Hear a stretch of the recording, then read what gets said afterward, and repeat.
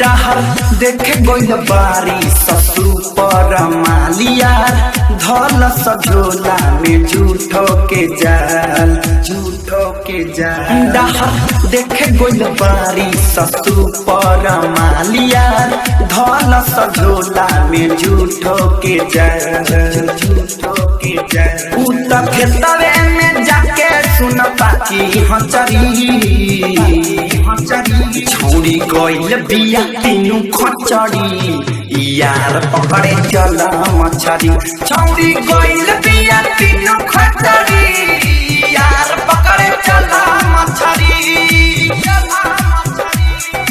आप सुन रहे हैं एजी एंटरटेनमेंट की धमाकेदार प्रस्तुति। छोड़ी गइल बिया तीनू खचड़ी यार पकड़े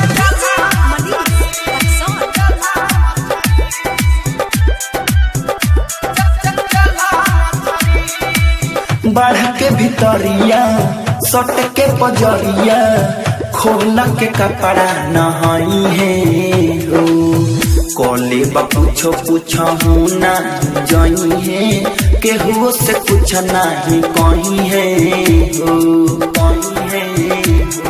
हाँ बढ़ के भितरिया सट के पजरिया खोली के कपड़ा नहाई है हो कले पूछो ना जोई है केहू से कुछ ना कहीं है हो करी माना तो डाल के टिपा कचरी छोड़ी गइल बिया तीनू खचड़ी यार पकड़े चला मछरी छोड़ी गइल बिया तीनू खचड़ी यार पकड़े चला मछरी। आप सुन रहे हैं एजी एंटरटेनमेंट की धमाकेदार प्रस्तुति। छोड़ी गइल बिया तीनू खचड़ी यार पकड़े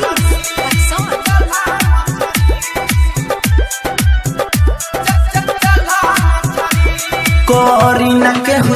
करे मत केहू झखरे चल सयोर जुन के संहामे कोना लकुमारा संग बना के चल झुंड हो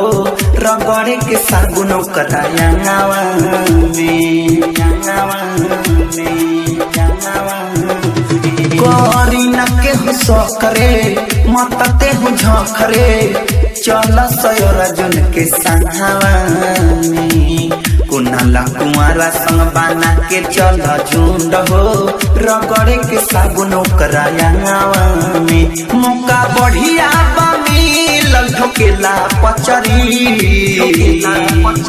छोड़ी गइल बिया तीनू खचड़ी यार पकड़े चला मछरी छोड़ी गइल बिया तीनू खचड़ी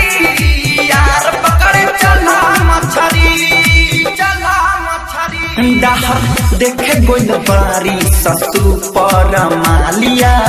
धल सझोला में झूठो के जाल